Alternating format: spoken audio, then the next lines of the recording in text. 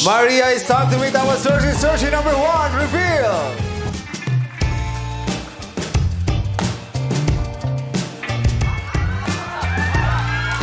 What's up, Madlang people? Ako nga po pala si Chen, 22 years old. Ang coder next door ng San Juan City. Ano? Coder. Coder. Yes, coder. Taga-code. Yes, taga-code. Taga-code. Hindi taga-encode, no? Taga-code. Hindi taga-encode, taga-code. Anong code mo? Anong code? Code water. Make this sweat. Make me cold water. Nag-gym ka? Medyo po. Medyo. Naging spot ka din. Hindi. Hindi kasi ako kagalingan. Pero matangkad din si Chen eh. Anong height mo? 5'11 lang po. Apelido niya yan, Chen. Talaga? Bakit? Oo. Anong pangalan niya? 8'9". 8'9". Chen! Pangalan niya yan. Paano ang apelido niya? 11-12. Apelido niya yan. Ano pangalan niya? Acheche. Achechen. Apelido niya yan! Ano pangalan niya? Achen? Jackie, bawal ka dali. Apelido niya yan. Ano name pangalan niya? Jackie. Jackie Chen!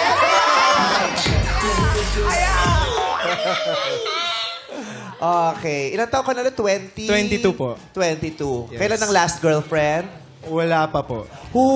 Bakit? Nung bata po ako, sinarado ko sarili ko sa bahay, focus ako sa pag-aaral. At Sinong nagpalabas sa'yo?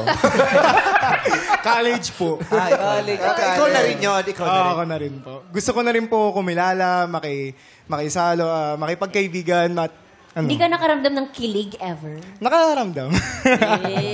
Nahiya ka lang pumorma? Hindi naman. O sinabi ng magulang mo, huwag ka muna magjowa. Sinabi nila, pero alam ko naman na pinag-iingatan lang nila ako. At papayagan naman nila kapag nakita nilang okay yung nakilala ko. Golden boy pala. Anong dahilan ng kilig mo? Naglagay ka ng salagubang sa puso? Bakit sa Try nyo na ba yun? Magpalaro kayo ng salagubang sa puso. Nakakakilig.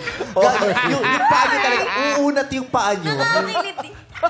Oo, kumuha ka ng salagubang. Pero ikulong mo muna sa posporo ng mga 1 minuto. Para yung gigil na gigil siya sa hangin. Tapos pag nalagay mo siya sa pusod mo. Hindi, kapag traffic. Ha? Kapag sa traffic, tas ihi ka na, tas pag nalabas, nakakakilig. Ay, yung babae pala, kinikilig din pag nagwiwiwi. Yes, nakakakilig yun. Akala ko boys lang. Tayo din pala. Yeah. Wow! Hindi ka babae. Bakla ka. Vice ganda. Okay. So, anong pick-up line mo para kay Maria? Maria, may pencil ka ba? Bakit? Gusto ko sanang burahin yung masakit mong nakaraan at isulat natin ang future natin. Parang yakiyasit siya sa sinabi. Kasi nakaharap sila sa kanya, nahihiya siya. Burahin ang masakit na nakaraan at isulat ang... Okay, Ganda. salamat. Thank Yes, you. thank you so much, Chen. Ngayon naman kilalanin natin searching number 2, reveal.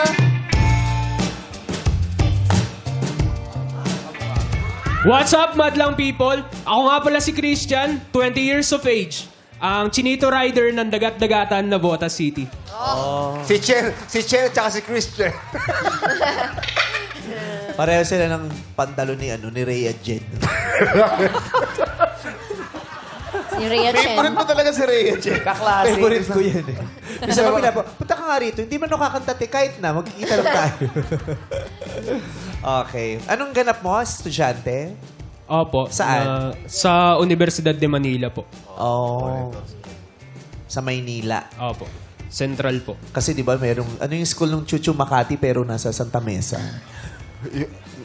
Yung isang araw. Makati. No, meron. At taping yata. Yun, abangan nyo, may tinip ka na. Abangan niya. Oo, may Makati something. Oo. So, may girlfriend? Nakailang girlfriend? Actually, dalawa po yung naging girlfriend ko pero hindi po masasabing girlfriend kasi medyo bata po kasi. Hindi po masasabing girlfriend kasi lalaki po sila. Boyfriends wala. Bata pa kayo? Mga bata, nanligaw ka ba? Actually, asaran lang po ng tropa Parang dati puppy love, yun eh. ganun? Opo, ganun po. Ilan taon ka ba masasabi ko. nun? Po? Ilan taong ka nun? Siguro po nasa 16 po ako nun dati. May mansari kayo? Hindi ko na po maalala eh. Ilang kwenta naman ito maging jowa. Nakadalawa ka pero wala kang maalala. Bakit? Ano ka Pero ba? yung last- Tagabamban ka ba? Pero yung last po, Pero yung last po, medyo... Ayun po, Maseryoso. doon po yung naging path ko para maging mature po sa relationship. Anong ginagawa sa hindi seryosong relasyon na hindi mo matatawag na Siguro po dati po kasi, di ba, pag-asaran, ganyan. Oo. Tapos gusto mo lagi may kasama, ganun. Nagde-date-date din kayo. Opo, ganun po. Tapos kwek, ganun. Doon sila nagde-date sa Tusok sa eskwelahan, siguro sa labas ng school. Fishball, squid ball. May kwek-kwek. Kumain ka ng kwek-kwek. So, hindi seryoso. Gusto mo lang kumain ng kwek-kwek. Ba't kayo magsama? Gusto ko lang ng kwek-kwek. Pero Baka hindi may ka cookie seryoso, rin. ha? Cookie rin din. Anong pick-up line mo para kay Maria? Maria, ABS-CBN ka ba? Oh? Bakit? Dahil tulad ng staff at mga nagtatrabaho rito, marami mang pagsubok at problema ang dumating. Pangako ko sa'yo ipaglalaban kita hanggang sa abot ng aking makakaya.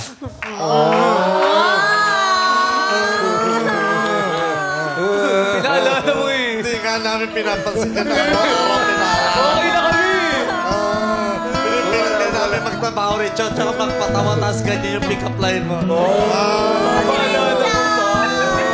Kahit trabaho, di ba lang kami pangkain ng kwek-kwek dito. Hirap na kami. Wala kaming ano. Kaya natin to! Kaya natin. Wala Kaya talaga. natin to. Wala eh. Hindi natuloy. Hindi natuloy. Trabaho eh. Magkakaroon din yan. Next year na daw. Next year na nga lang. Okay lang.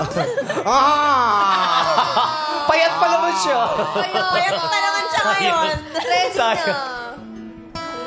Next year na lang. Bawi na lang next Bawi tayo year. next year. Okay. So, nagustuhan mo naman yung pick-up line niya. Paglalaban ka daw niya. Paglalaban ka niya kahit anong mangyari. Okay na po yun? Oo, okay daw. Maraming makati sa'yo. Okay, salamat. Ito yung pangatlo. Thank you, Christian. Ngayon naman, tawagin na natin Searchie number 3, reveal.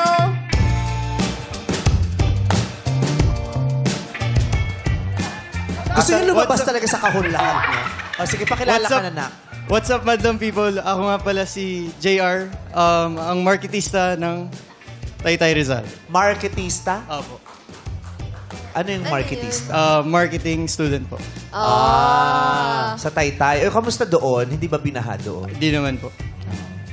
Sa Rizal. Okay. Medyo mataas ang taytay eh, di ba? Yes po. Si JR yung parang ano, sinamahan niya lang yung kaibigan mag-audition pero siya yung nakuha. Wala siya interest dapat eh. Sabi na, okay naman po. Pwede to, halika. Siya yung nakuha kasi requirement, gray shirt. Pick up line, JR. Maria, sapatos ka ba? Bakit? Pud-pud ka eh. Kasi gusto kita isama sa lahat ng lakad ko. Sama. Pero suot-suot ka niya lagi. Ganun. Basahan. Kinakaskas ka niya sa sahig. Lance, anong masasabi mo sa tatlong maginoon na nagpapakilala kay Maria? Okay naman po sila. Lalo na, okay din yung mga banat nila para sa, Para sa searcher. Para sa searcher. Sino Para kay Maria. pinakamaporma sa kanilang tatlo? Paporma. Para sa akin, si Chen. Si para Chen. para sa akin. Sino pinakamukhang mabait? Si Chen din eh. Sino mukhang matalino? Si Chen din lahat. Sino mukhang hindi? Ayoko po. Okay. Sino yung napilitan lang sumama dito? Okay. So, Maria, oras na para kausapin mo sila. First question! Okay lang ba kung after 3 days ay may ka-talking stage ng iba ang ex mo? Chen. After 3 days. Para sa akin po, hayaan mo siya. Okay lang. Masakit siya. Siyempre, 3 days after niyong mag-break up, bigla siyang meron. Ibig sabihin nun, habang nag-uusap kayo, habang kayo, May kinakausap na siyang iba. Pero, nag-break na kami. May sarili-sarili na kaming buhay. Kaya pwede na niyang gawin yung gusto niya. Gagawin ko yung gusto ko. Matapang si Chen. Christian. Para po sa akin, nakakalungkot na may halo rin pong saya. Kasi malungkot dahil saan siya kumukuha ng lakas ng loob para kumausap ng iba ng ganong kabilis. Habang ako nandito sa kwarto, hindi makakain, hindi makatayo, inaalala pa din yung mga bagay na ginagawa namin magkasama dati. Hindi, syempre masakit eh. Kakaiyak yun. Hindi na siya Napatol ako. makatayo. Baka may nangyari kasing masama. Baka na-aksidente, di ba? Hindi lang makabangon. Oo, sobrang pagod, kakaiyak. Pero masaya po kasi at least nawala sa buhay mo yung taong hindi takot mawala ka sa buhay niya. Grabe din yung tuck-in. JR. For me po, okay lang po. Kasi mature na rin naman tayo and kaya na rin naman po natin mag-decide sa mga gusto natin. Yan. Kaya mo ba, JR? Kaya po.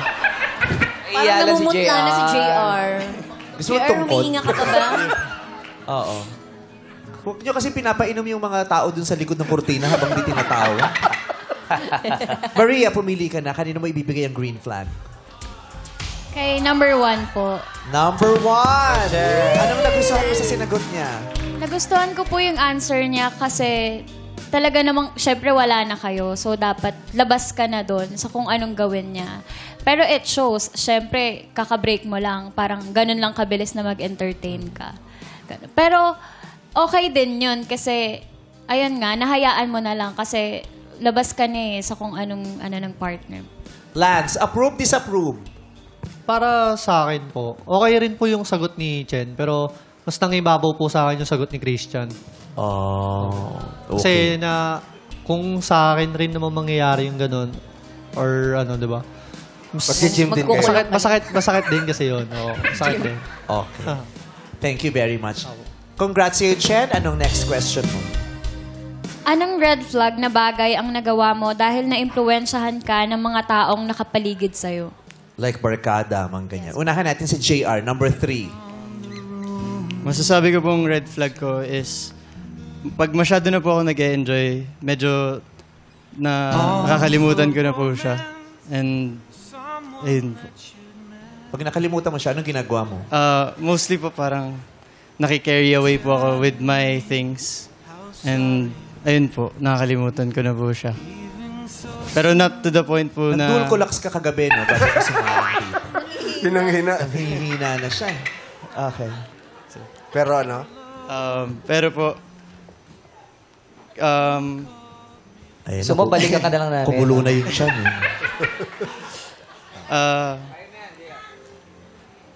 So, pag kasama mo yung barkada mo, pag nag-enjoy ka na, nakakalimutan mo siya, tapos nakakarried away ka, o kumaharot ka ba, or anong ginagawa? Pero ano po, hindi ko naman po totally nakakalimutan. Medyo nakikarried away lang po talaga. Nadadala siya ng mga buyo-buyo na Thank you, JR. Chen, number 1. Hello po. Anong sagot mo? Hindi para magkamustahan tayong dalawa. Nagmamadali na ako. Akala ko po kasi si Christian sunod eh. Bali po, ang red flag na bagay na nagawa ko dahil sa kaibigan ay siguro na lang nung grade 8, may MU ako nun. Tapos, may event sa school. Oh, ano nangyari? May MU ako nun, tapos may event sa school. Di kami magkaklase. Lumapit sa akin kaibigan ko, nagsumbong. Sabi niya, Aldris, yung kausap mo, Chen, yung kausap mo, may ka-marriage booth. Tapos, ako, nung narinig ko yun, parang, ganun ba? Talagang, di ko na agad pinak-check, di ko na inalam kung tama ba yun. Talagang... Anong ginawa mo? Ano lang po, talagang nag-ghost na po. Nang ghost ka? Oo po. Oh. Tapos, parang, naniwala na lang po ako sa kaibigan ko. Christian, number 2. Siguro po yung pinaka-red flag na nagawa ko dati sa partner ko is yung hindi pag-update pagkasama yung tropa. Hindi naman po time to time na mag-update. Pero sa ngayon po, sa edad ko ngayon, yung pagiging komportable po ng partner ko kahit hindi kami magkasama, yung sa simpleng pag-update, 10 to 15 seconds na update, okay na po yung magiging kampante na po yung magiging partner ko. Okay. Maria, sinang bibigyan mo ng green flag? Si number 2 po. Number 2, yung Yes hindi po. nag-update. Opo. Kasi importante po yung update lalo na sa panahon ngayon eh. Parang ang dami mong pwedeng gawin sa paligid mo, ganyan. Tapos hindi alam. Okay. Ay, tigisan na si Chen at si Christian. Alright. Last question, Maria. Anong basihan mo para masabing naka-move on na ako? Christian. Siguro po yung basihan ko pag masasabi kong naka-move on na ako is yung nagagawa ko na yung mga bagay na ginagawa namin dati na magkasama pa kami. Dahil hindi biro yung mga pinagdaanan nun. And magiging lesson yun para sa susunod na partner mo is magagawa mo na ng tama and masaya yung magiging lifestyle ng relationship nyo. Yun lamang po. JR, number 3. Masasabi ko po naka-move on na ako. Pag nakita ko na po yung sarili ko as a better person and I think, and kung aware po ako with my things, kung ano po yung pinagagawa ko, yun po. Chen, number 1. Sa akin naman po, kapag hindi ko na po siya iniisip sa lahat ng bagay na ginagawa ko. Kasi kapag gusto ko siya, syempre iniisip ko, paano ko ito magagawa ng kasama ko siya. Pero pag kaya ko nang gawin yung bagay na yun na masaya na ako sa sarili ko, masasabi ko nang naka-move on na ako. Alright. Kung ikaw ang tatanungin, Lance, 1, 2, or 3? 2 po. 2. Maria, sabi ni Lance 2. Pero ikaw, kanino ba ibibigay ang green flag? Searchy number 1 po. Kay number 1, kay Chen! Congratulations, Chen! At Maria, ito muna ang mga searching hindi mo napili. Simulan natin kay Christian. Magpakilala ka na.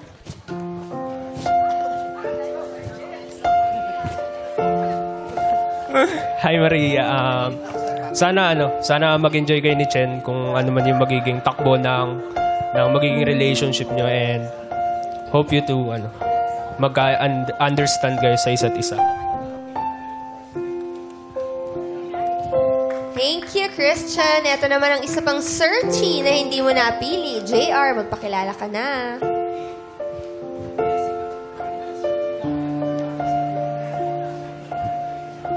Hi Maria. Good luck kay Chen and I think he's a really good person naman and sana makuha mo yung hinahanap mo sa kanya.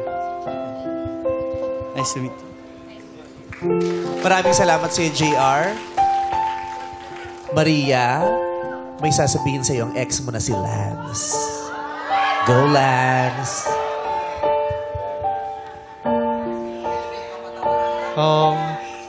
Hello, Maria. I know na sira ko lahat at tiwala nyo. And I'm sorry. Good luck din sa career mo. I'm rooting for your success. Thank you and patawad sa lahat.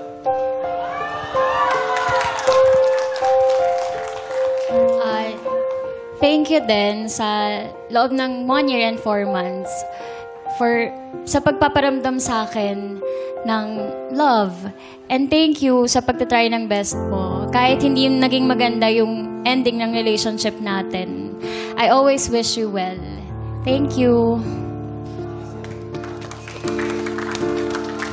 Oh, that's sweet. Ganyan sila sa likod kanina. Mukha silang close. Pwede pa silang maging friends talaga. Friends ba kayo? Parang pwede pa eh. Ewan ko po. Malay mo. Basta okay po kami. Konti. Lance, anong gusto mong sabihin kay Chen? Bro, para sila outfit, no? Ikaw nang bahala sa kanya, bro. Ako bahala. Bigay mo lahat ng mga hindi ko nabigay. Maraming salamat. Boto ako sa'yo, pare. Chen, tabihan mo na si Maria habang si Lance ay nakasulyap sa inyo.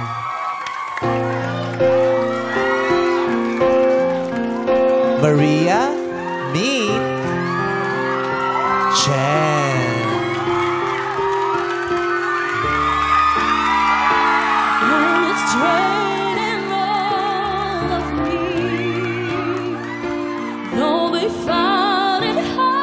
Kilig na kilig ang madlang people, nakala mo silang makikipag-date. Wala naman kayo mapapala rito pagkatapos. Sige lang, hayaang damhin ng puso ang bighati. Darating din ang taong magbibigay sa'yo ng ngiti. This is especially for you. Magbabalik pang it's showtime because I'm in love with you. They try to pull me away, but they don't know the truth. My heart's crippled by the way that I keep on closing. Oh, you cut me open and die.